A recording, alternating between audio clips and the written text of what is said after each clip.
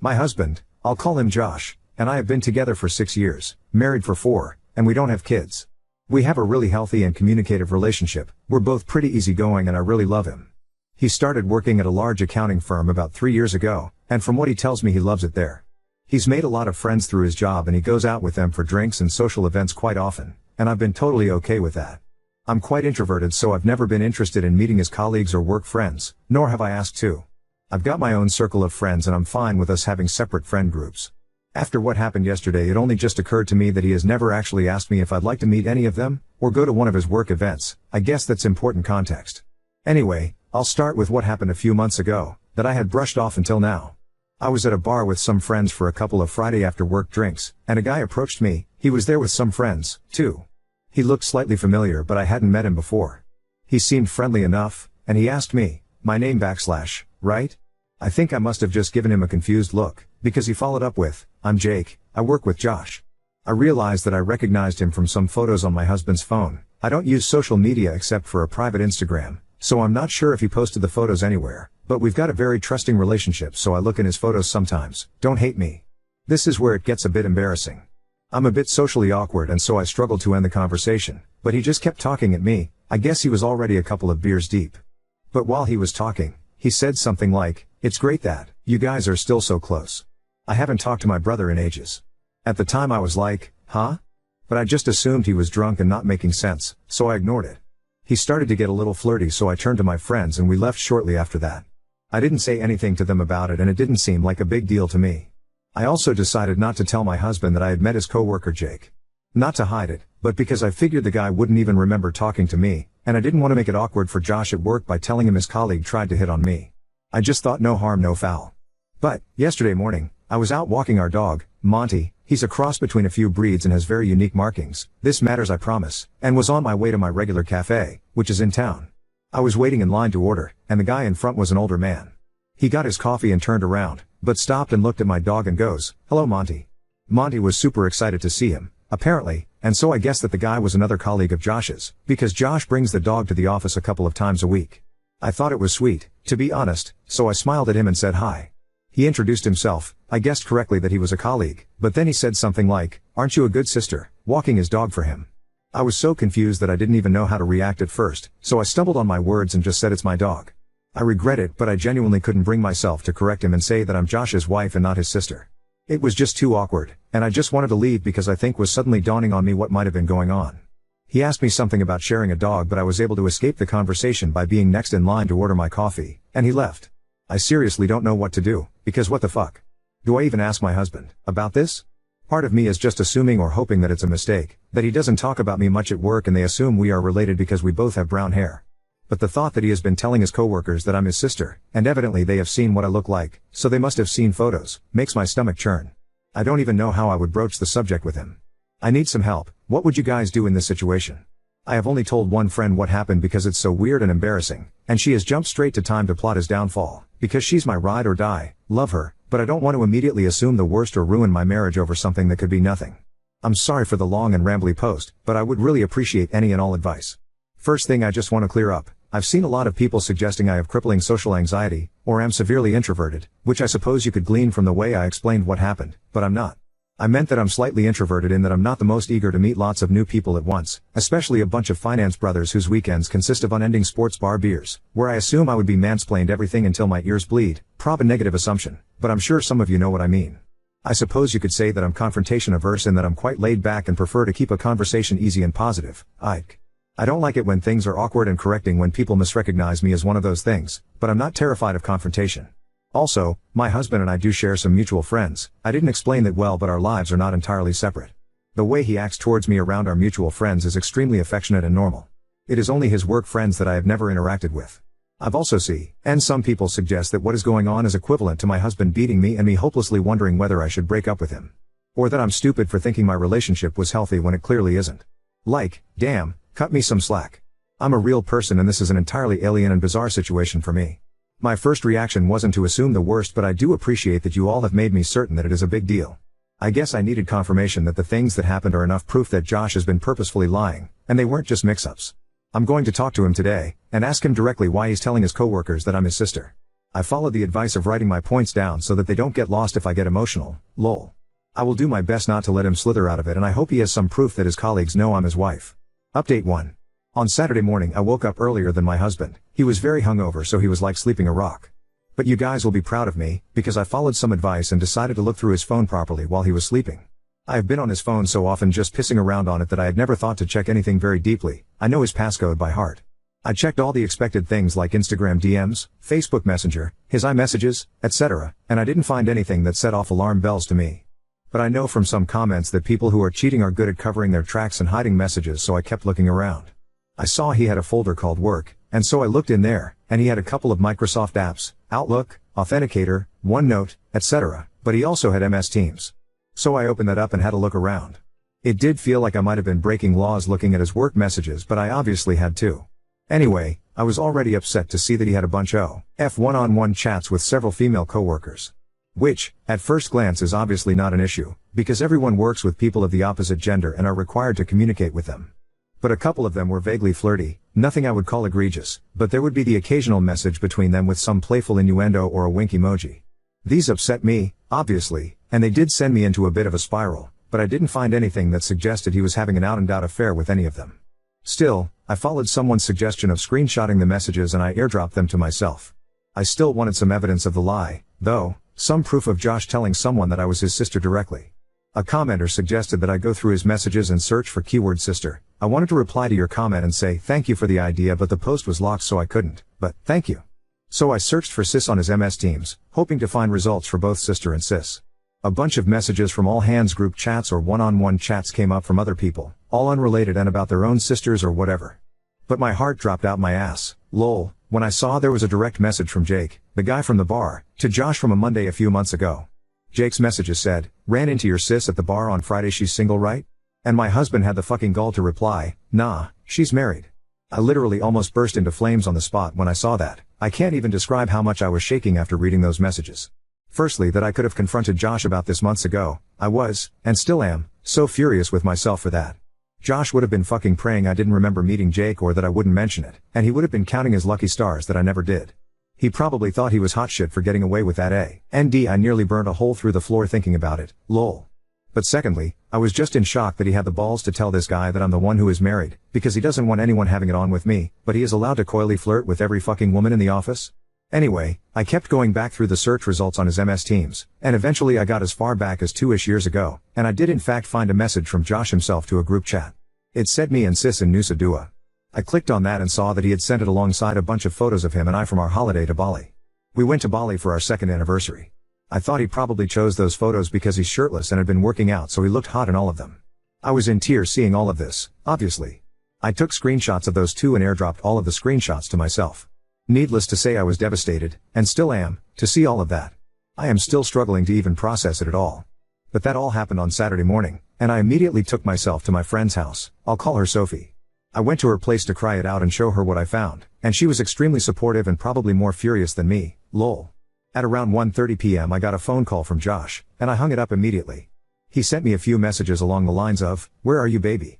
I'm ordering food, want some? Sad to not wake up next to you this morning. Guys, I have to reiterate how much I love this man, and how fucking heart-wrenching it was to see him still acting like nothing had gone wrong. It took so much willpower to not just pretend none of it had ever happened and go home to him. I know a lot of you will yell at me or accuse me of being terrified of confronting him about this, which is not true. Please have some empathy. It takes me time to process my emotions, and I wouldn't have even been able to form a sentence if I tried to confront him immediately after seeing those messages. I needed some time away with Sophie to recollect myself, and so I stayed the night at her place. She ordered us Chinese and she helped me plan how I would confront him. I got a bunch more texts and calls from him as the evening progressed, and I eventually put my phone on Do Not Disturb. Sunday morning I woke up feeling more angry than sad, so I opened my phone and finally replied to his messages. Coming home now, need to talk. I kept it cryptic to make him squirm, to be honest. Because I was /am fraught with emotions, I can't remember the entire conversation word for word, but I'll try to replay it as best I can. Long story short, I got home and he tried to hug me, but I refused him and we just stood in the kitchen. I did confront him like someone suggested. I just said, why have you been telling your coworkers I'm your sister? I wish it would have been like a movie scene where the color drained from his face, or he immediately looked like a deer in headlights, but he didn't. It was like he had been girding himself for this confrontation for a while, because he just frowned at me and looked flabbergasted. He just said, huh?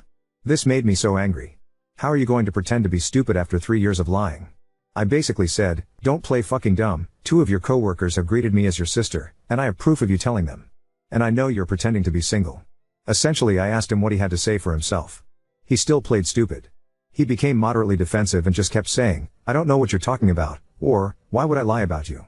I cannot describe how furious I was at this point, but I was in tears. I always cry when I'm angry, so he was trying to comfort me as if I was having some kind of irrational breakdown. I showed him the screenshot of his message saying me and sis, and I said something like, you tell me. He said, I don't know what I'm looking at, and, I'm confused. I got so angry that I left again, and went back to Sophie's, because it felt like a dead-end road. I didn't think I was going to get him to admit to anything and I was just getting so furious I couldn't continue. He was really upset, and in tears, which to me was evidence that he knew he was lying and that he was going to have to come up with some explanation. He tried to get me to stay, but I told him that until you have something to say for yourself, we've got nothing to talk about. At like 8:30ish, he called me again and I did pick up. He basically asked for us to talk and he said he has some things to say, so I went back to our apartment. He had written out a bunch of stuff on a piece of paper as if he had prepared a speech and sat me down on the couch. He asked me not to say anything while he was explaining himself. I'll write down the gist of what he said in bullet points. Anyway, I couldn't really think of anything to say at that point. He went to lock himself in the bathroom, and I just sat on the couch crying. I still don't know if I can trust what he said, and a lie that extreme is just baffling to me. If he can lie like that, for so long, what else could he be lying about? But his explanation and apologies seemed so sincere and genuine, and I guess to an extent what he said is believable. He has always been extroverted but very susceptible to peer pressure, especially from other blokes. If nothing else, to me, it's a sign of shocking immaturity. Anyway, I packed up a bag and went back to Sophie's, and I'm still at her place as I'm writing this. She said I can stay as long as I need to. I told Josh that I needed time away from him to think about everything and whether or not I believe him, or whether I can ever trust him again. He told me to take as long as I needed and that he will still be there if or when I get back, he said, even if it takes a year. Right now nothing feels real. I'm still dealing with the emotional whiplash from all of this and I can't keep food down or think about anything. I've taken the day off work and Josh told me he's going to take off the whole week. Sophie and my other friends have told me not to make a decision on anything until my head is clear. I spoke to my parents this morning and my mum says it's just a bump in the road, but she and my dad adore Josh so they're pretty biased, lol. Now on to second story. Told my wife that her friend overstayed her welcome, offered to send her back home, and now I'm dealing with silence. My, 45 male, wife's friend Zell, 32F, has been living with us for the past month after her marriage imploded about a month ago. Zell came to our country about 3 years ago on a work visa. She was working for a company and met my wife Molly, F43, at a work event. Molly and Zell became quick friends as Molly used to do social work, and she found Zell's story to be very moving and interesting.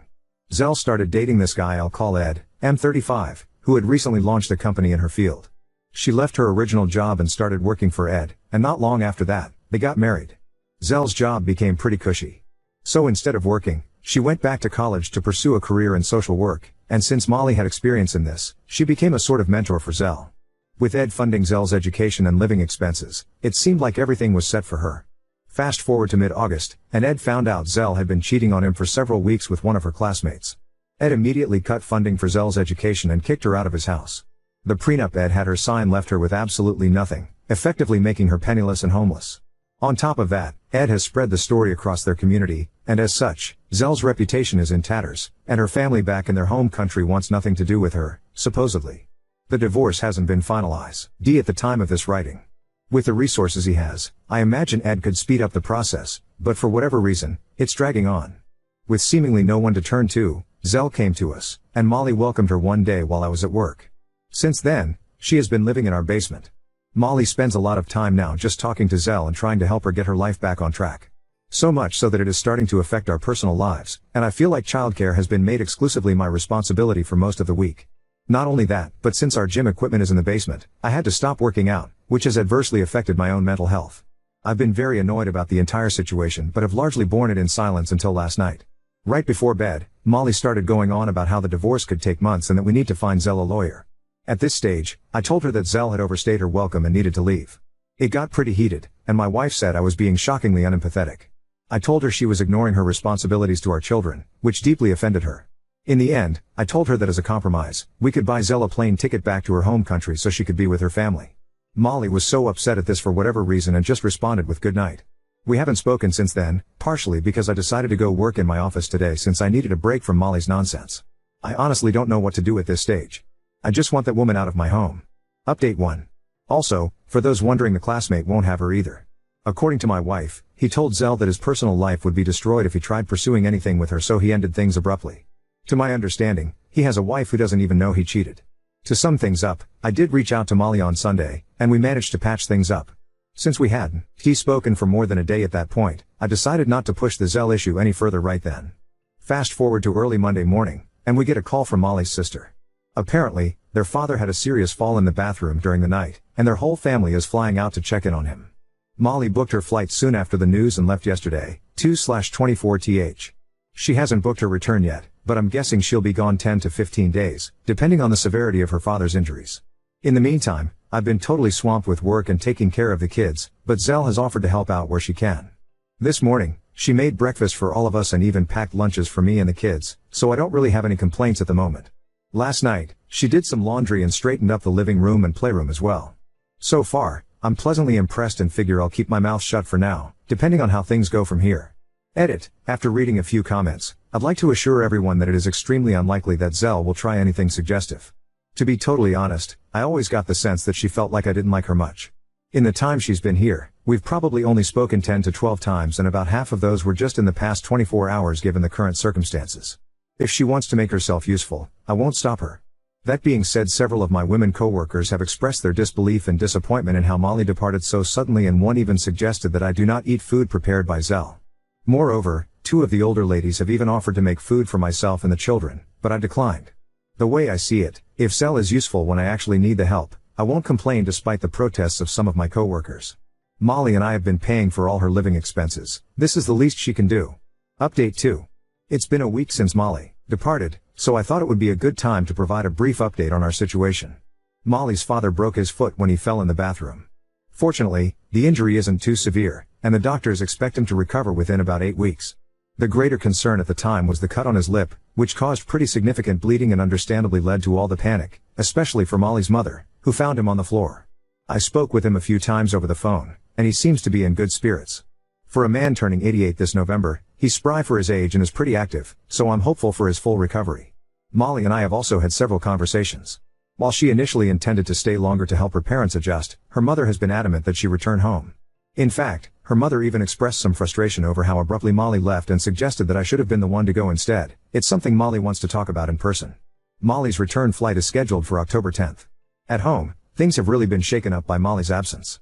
To be honest, this entire ordeal has made me more appreciative of all she does. On the plus side, I've been getting to spend much of my time with my 2 little girls, and this past weekend, I even learned how to braid their hair, though I admit I'm still not very good. Zell has continued to be very helpful around the house. She's an extraordinary cook, and every day we are treated to something new for supper. The ingredients she needs are expensive, but given the quality of the food and how much the girls and I enjoy it, I'm not complaining. Zell asked to use the gym equipment we have in the basement, and I agreed. This led to a conversation about how I used to work out down there, and she offered to occupy one of the other rooms during my exercise time. However, I've been mainly coordinating my workouts with when she's doing something else so as not to disturb her. Zell has also asked me to look over a few resumes she's been sending out to different job openings, and I've gone over them and given her suggestions on how to improve them. I don't anticipate the coming days will bring anything too exciting, but I'll be sure to share another update if anything noteworthy arises. Update 3. I regret to disappoint those eagerly awaiting scandal, but Zell and I behaved entirely appropriately during Molly's absence. Yes, I've managed to rise above the incredibly low bar of not betraying my marriage in the few days Molly was away. I feel like I deserve a medal for such extraordinary restraint. Now, on to the boring update. The remaining days before Molly's return continued as per the new normal. Zell continued being helpful and attended 2 different job interviews, and got 1 acceptance. Molly returned in the early hours of October 10th, and things have been going well for the past few days. I didn't bring up the fact that Zell is still living with us for 2 reasons. Molly is still pretty concerned about her father, and Zell had been very helpful during her absence. So for those reasons, I was waiting for Molly to bring it up, and I didn't have to wait too long. Last night, Molly brought it up while we were getting ready for bed. She mentioned how she worries about Zell since, without a job or a degree, her chances of being deported eventually are higher. She then went on about how Zell couldn't return to her home country since she was so accustomed to life here. This is the usual sob story Molly's been telling for the past 2-ish months. I mentioned helping out Zell with her resumes, and Molly was happy with that. She then told me something I wasn't aware of. For the past 2 weeks, Zell and Ed have been texting each other. News to me, though in hindsight, it explains a lot, especially given Ed's lack of progress in finalizing the divorce. On top of that, Ed has continued footing her phone bill all this time. The man's patience is on another level. Should he and Zell reconcile, I floated the idea of asking him to financially compensate us. Molly shot down the idea, but I can sense she wasn't entirely closed off to it. Aside from that, not too much has been happening. Zell's job should start in about 2 weeks. Once she starts getting paid, she'll move out. Molly tells me that Zell has already started looking into apartments.